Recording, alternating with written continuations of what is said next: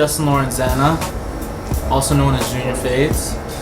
I'm the owner of La Section Barbershop and a part of the Mad One Barbershop of Toronto.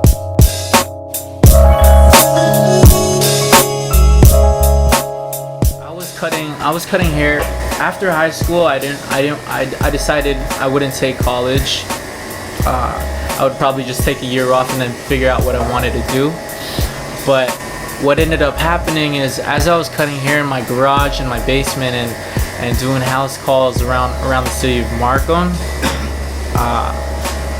I got called in to a shop which was actually this location, and it was a different owner, and he wanted me to work for him.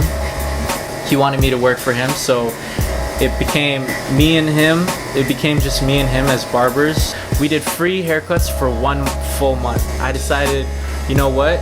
It was a sacrifice of not getting paid that I was gonna have to make in order to make clientele.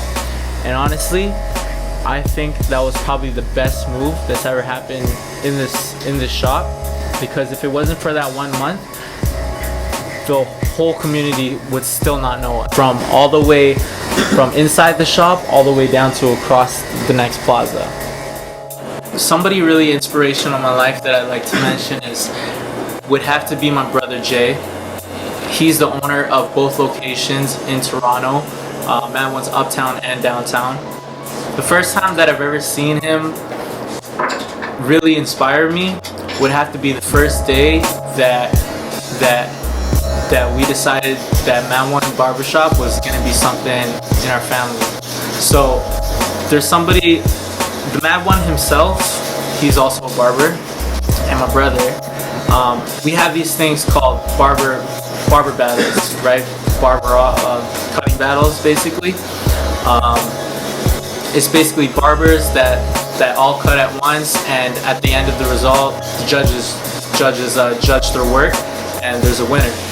So we were at Scarborough Town Center, and my brother told me, yo, whoever wins this barber battle, watch, I'm gonna work with them, right? I was still a kid. I think I was eating McDonald's at the time. I wasn't even listening to him.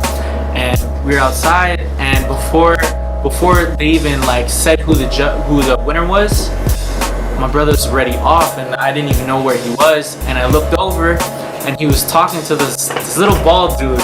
But what I saw was what he was working on was he was drawing Tupac's face in the back of somebody's head, right? And I was like, whoa, that's crazy. So I went over there, and basically what they were talking about was, they were talking about what they wanted to do and what they wanted to work, and basically from right then and there, they handshaked on a partnership. My brother, he's probably one of the hardest working people I know.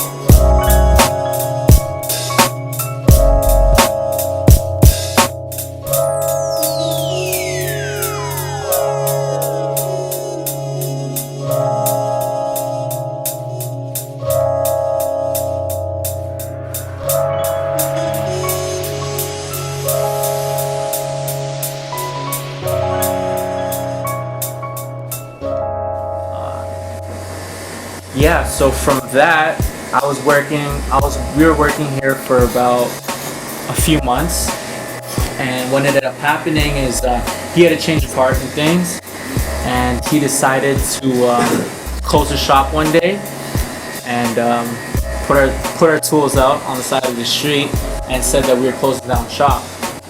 So we were basically left stranded with no place to work, with all of our clientele still wondering what happened to us because the shop got closed down, right?